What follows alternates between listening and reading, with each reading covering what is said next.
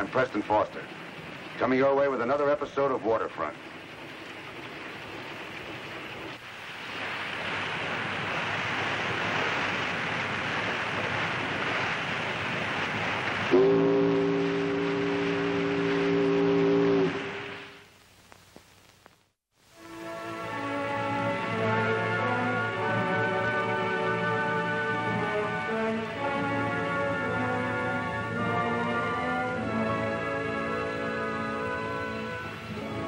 Wife, are you sure he's keeping tabs on you? Huh?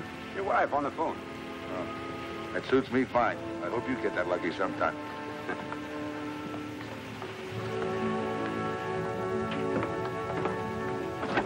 Hello? Hello, May. You all right, honey? Sure, fine. You do? Me too. Who? Martha? Well, I'll be darned. How is she? She's what? A boyfriend? That's wonderful. Sure, yeah, we'll be home plenty of time. All right. So long, sweetheart. You look like the canary that swallowed the cat. What gives? An old friend of ours just blew into town, Martha Chapman. She and Mom used to go to school together. That's the widow you told me about that lived in Denver. Still does. A little too romantic and a little woolly-headed now and then, but she's got a heart as big as that binnacle there. Been pretty lonesome the last few years, ever since her husband died. It was a car accident, wasn't it? I seem to remember something about it. Yeah, 5 years ago. Now she's found somebody she wants to marry. May says she brought him up to the house. Martha has property, doesn't she? Yeah, but he's all right, Slim. He's a retired logging operator from up around Puget Sound or someplace. He must be pretty well fixed, then. Probably. Anyway, May's met him, and she likes him, and anybody May likes... You can frame that one.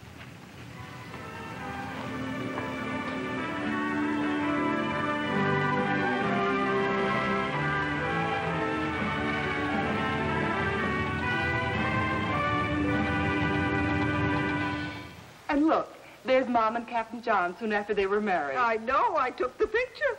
Martha, really? Indeed, I did. I was the bridesmaid. Just think your Jim hadn't even been born yet. That's her husband, Eric's oldest boy. Oh, and there's one of... Hi there. Oh, John. Oh. Well, Martha. And how's my favorite daughter going? Your favorite? I'm your only one. So, you're my favorite. Oh, darling. May. I'm so glad you're home again. Martha, this is wonderful. Oh, and you don't look a day younger. I mean older. Well, Captain Oscar, I want you to meet John. John, oh, dear. Oh, I don't know what I mean. I'm so happy. I see you haven't changed a bit. I'm, John Herrick, Oscar. You might never get to know. Yep, she's a great little girl, isn't she? Great to know you, sir. Any friend of Martha's? Well, that's mutual. Say, that's quite a car you got out there. Yep, it's a pre-wedding present. Well, lucky girl. Lucky me, you mean? See, I've always been sort of an easy-going, bread-and-butter kind of a guy. I'd drive anything that'd get me there. Didn't care anything about looks in anything till I met my girlfriend here. When was that? Oh, 6 months ago. 6 weeks, dear. Oh, I'm kidding. Okay, 6 weeks ago. Anyway, when she sprang this western trip on me to meet you folks, she turned thumbs down on the heap I'd driven so long and bought me that. Well, that's a good deal. Sit down. Be comfortable. May tells me you used to be in the logging business. Yeah, that's quite a business. Since I've got Martha here on my mind, I haven't been able to think of anything else.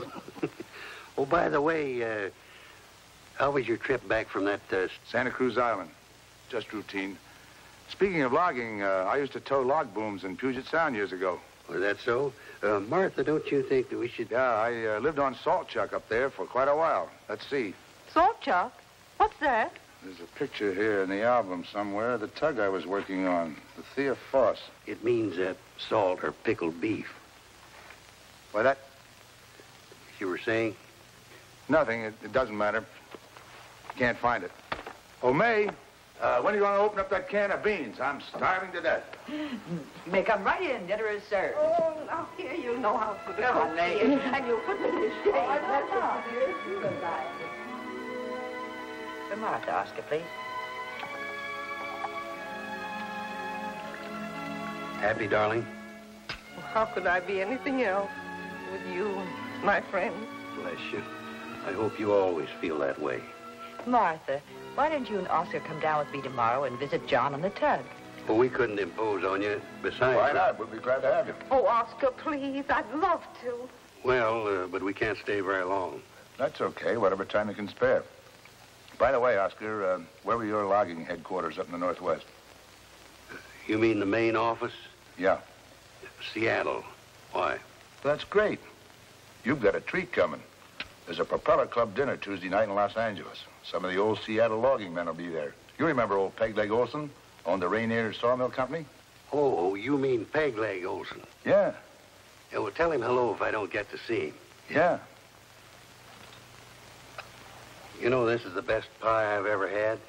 You suppose you could teach my Martha to cook like this? What a thing to say. If I could cook just half as well as Martha, I'd be happy. Well, that's all I want to know. Well, dear, it was wonderful to see you. Good night, Martha. Good night, John. Right, dear. See you tomorrow, Oscar. Good night. Thanks for the dinner. Oscar. Good night. Night, dear. Bye. Bye, dear.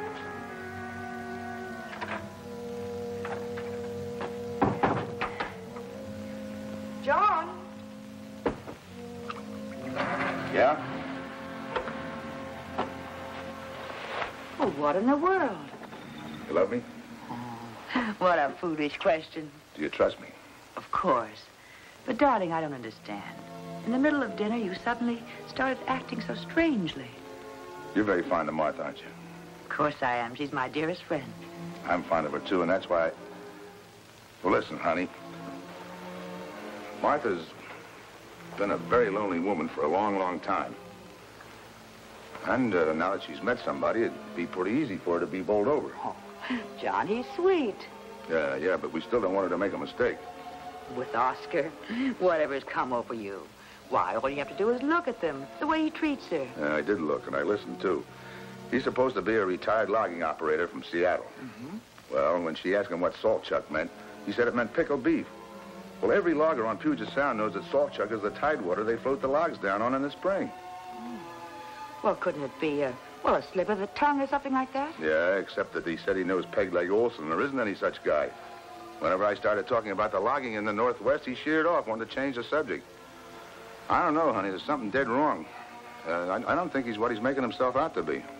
John, if he is and she has to know, it'll break her heart. And if we have to tell her, it might even end our friendship. What good is our friendship if we can't keep her from getting rooked? Of course, dear, you're right. Will you please make awfully sure? All right, I will. What are you going to do? I'm going to make very sure. Who are you calling? Jim. Jim. Oh, John, please. Oh, take it easy, honey. What have we got a police detective's son for if we can't get us a little important information? Hello, Jim? Dad. How are things breaking? Good. Listen, you going to be in for a little while? I'd like to come down and see you. Oh, about 20 minutes or so. Okay? Right. Well, that's it, son. I hope I'm wrong, but for Martha's sake, we got to find out. You know, Dad, you make a pretty good detective yourself. I guess maybe you've been rubbing off on me. Look, I'll get the prints off these and wire a telephoto to the FBI. Then I'll run a make on him with the Record Bureau here. I don't think we're going to find anything locally, because these kind of guys find it safer to move around. That's what I figured, but what about Seattle? I'll check it. When's the wedding? Not set yet, but I imagine pretty soon. And in the meantime, you get all you can from him. But play it close to your chest, Dad, because if this guy's not on the level and suspects you're on to him, why, he'll rush the marriage, and record or no record, why, it's going to be too late. I'll watch it. Thanks, Jim. Know what I wish? Yeah. You'd give a year's pay if the guy was on the square. Goodbye, Dad.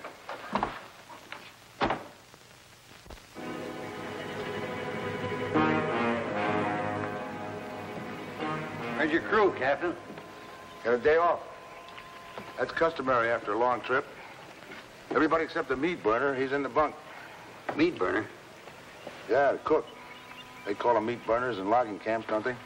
Oh, yeah. Yeah. It's been so long ago. How long? Oh, 10 or 15 years, maybe. Oh, then you must know an old snoozer by the name of Erickson who used to operate the Thunder River outfit. Thunder River? Oh, yeah. Yeah, I think I remember him. Erickson used to have a big, thick-headed bullbucker working for him who wouldn't have a faller on the crew who was a pea super, a ski jumper, or a war whoop. How'd you find it working with him? What's that? Oh, as I said, it's been quite a while ago. Wonder where Martha is. Yeah, the things we learn when we're young stay with us the longest. That's the way it's always seemed to me. What's your game, Captain? What's yours? Maybe I'm just naturally forgetful. Well, Martha, I think it's time I pestered you for a while instead of Captain John.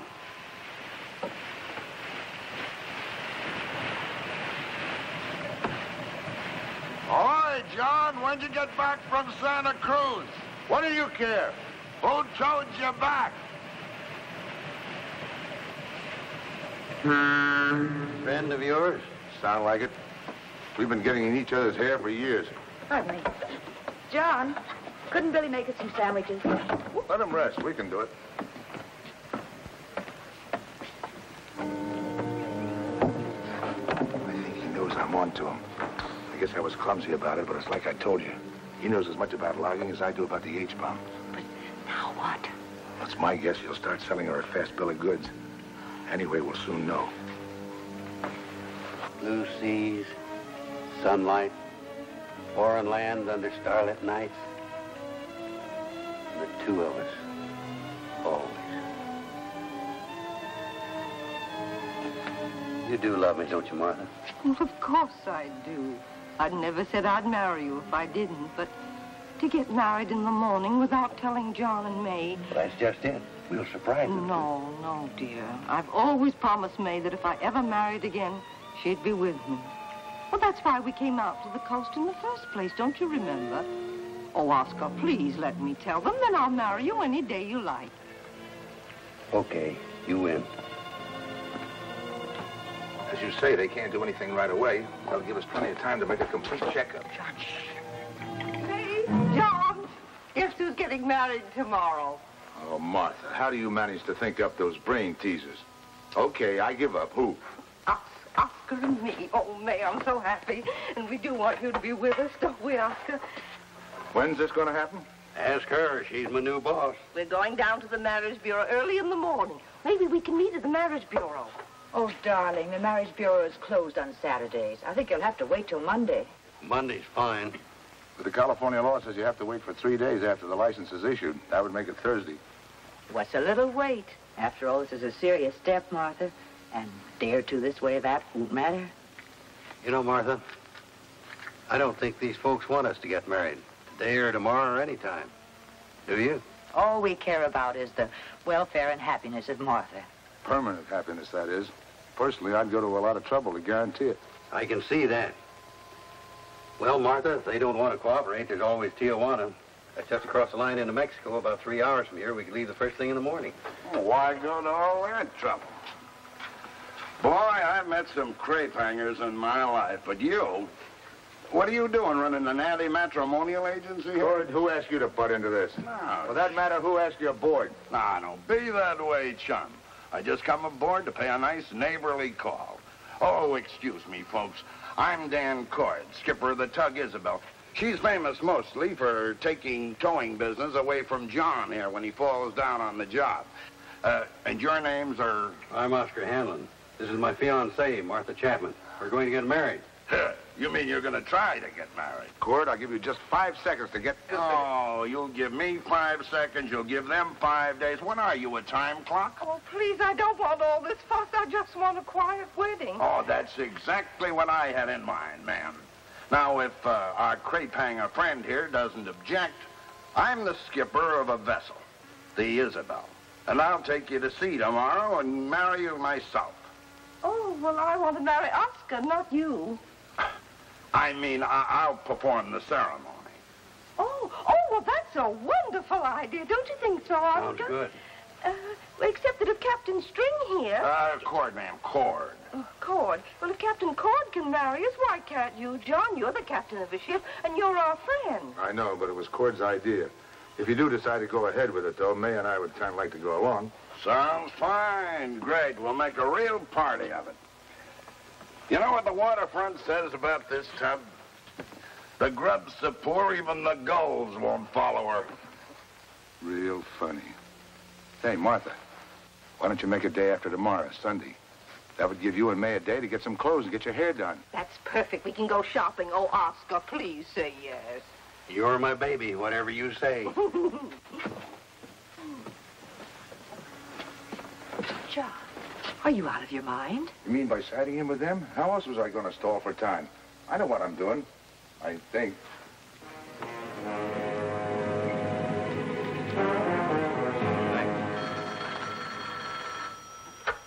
Detective Bureau, Herrick. Oh, hi, Dad. No, nothing yet from the FBI. Got a wire from the chief of police in Seattle, though. Wait a minute, I'll read it to you. Here it is. No one, your suspect's name and description ever known to engage logging on or around Puget Sound. And no record of his office in this city. Okay, thanks, Jim. I'll see you tonight and we'll work out a plan. Come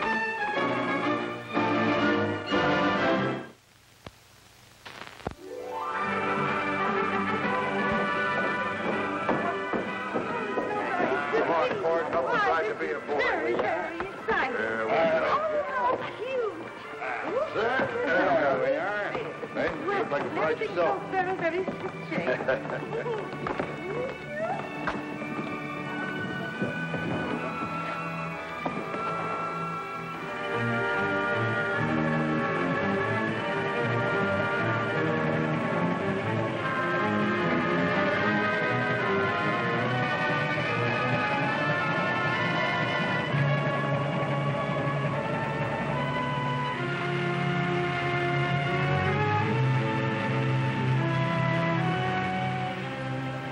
We ought to be far enough offshore by now.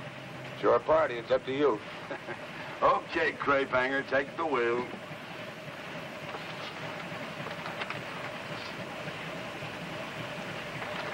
Okay, folks. It's almost time for the big event. Let's get below to the afterdeck. There's more room there. Come on, John. We're even too.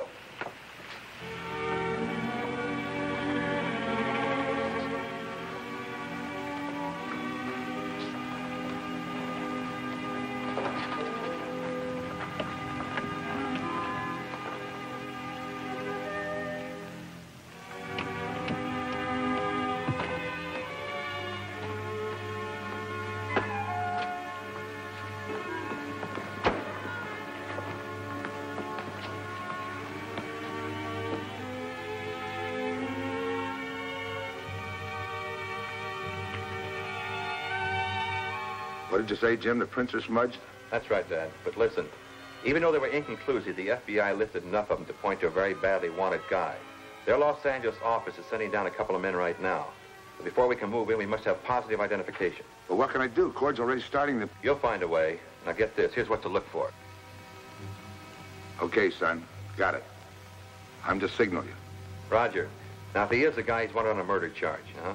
He may be dangerous, so watch your step. Goodbye, Dad.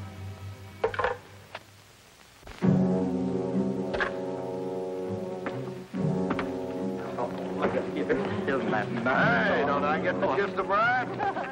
Oh, darling. I'm so happy for you. Any of you boys got a camera? Right here. I was just... All right, let me take it, will you? Sure, Now, go ahead. will you get a picture of you two over here on the stern? Oh, no, not me. This mug's ruined too many good cameras. Oh, yes, Oscar. We've got to have a picture of the wedding. Good, good. Right over here. We'll take one of the newlyweds first, and then I'll get one of everybody. Martha, let's see. I think it'll be a little better if you stand back to right against the edge of the rail there. And Oscar, you get right about there. Now, let's see how that looks. No, that... Let me see. I think if you just...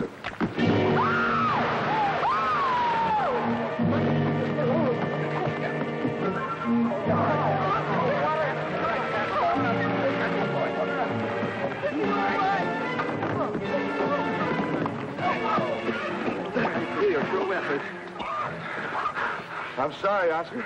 I tripped over that bit.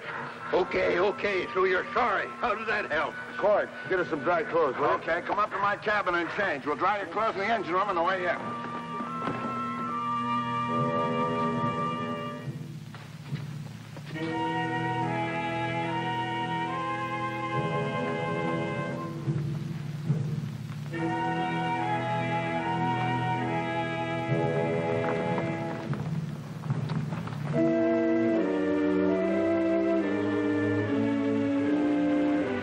I think we ought to let the folks know we're coming, don't you?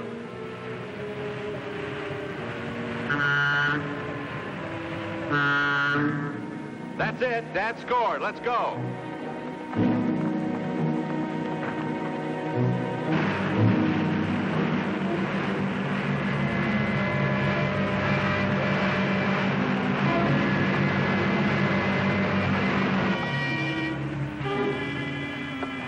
Martha, don't you think we better go and freshen up before we dock? Just a moment, May. Look at that speedboat. Isn't it pretty?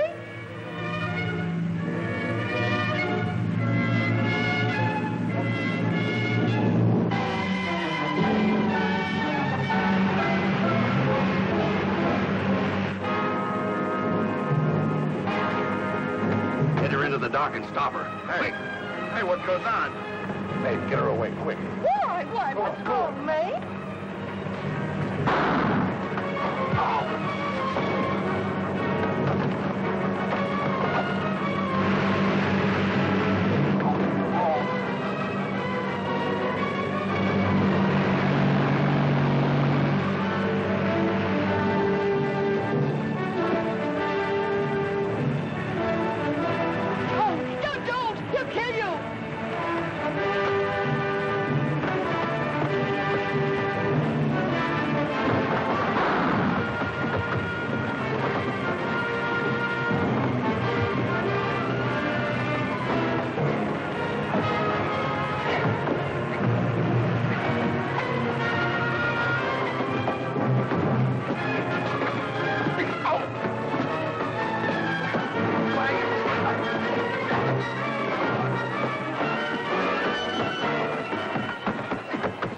Take it easy, Brenner. Come on, Brenner. Take it easy, Brenner. Brenner, my name's Oscar Hanley. CAB. Those were the initials you had tattooed on there before you had them removed, along with the rest of that snake and tree tattoo. CAB, Carl Andrew Brenner, wanted in the first-degree murder of your bride of 3 months, Phoebe Polk Brenner, formerly Gates, in Roxbury, Massachusetts, on February 2nd of last year. How did you first meet this suspect, Mrs. Chapman? The Lonely Correspondence Club. The way he always operates. And now, Mrs. Chapman, just one... She's not Mrs. Chapman. She's my wife. I married her this morning. And as my wife, you can't make her testify against me. Tell him nothing, Martha, honey. Tell him you're my wife, honey. Tell him. That's where you're wrong, Mr. Logging Operator. She didn't marry you today. She's not your wife. She can testify all she wants to. Yeah? Well, ask Mr. Cord there. He's a ship captain. He tied the knot. He didn't tie anything. Well, wait a minute, Eric. I hate to disagree with you just now, but I did marry him. No, you didn't, Cord. If you hadn't been a coastwise piling buster all your life, you'd know better. The only legal marriage that can be performed at sea is by a qualified deepwater ship's captain. And then only under an emergency. Are you sure of that, Herrick? There's a printed notice to that effect in every deepwater ship's log. I had one on my own ship before I took to towboating. So that's why you let me be the patsy. That's right. We needed a little more time to check up on Oscar. We knew anything you did wouldn't be legal or binding. Well, that takes care of him then. Lock him up again. John, is it true? I'm not married to that murderer? Yeah, it's true. Might take you a little while to get over this. Maybe you better stay with us for a while. May, why don't you take her home and put her to bed? Come on, darling. Cord, I guess I owe you a quart of bait for kicking the gun out of that guy's hand. Well, I'll probably regret it eventually, but it seemed like the right thing to do at the time. Something else I owe you, too. Yeah, what? Hey, you off there, bad boy. What was the idea of that? That's on account of that crack you made day before yesterday about me being towed home.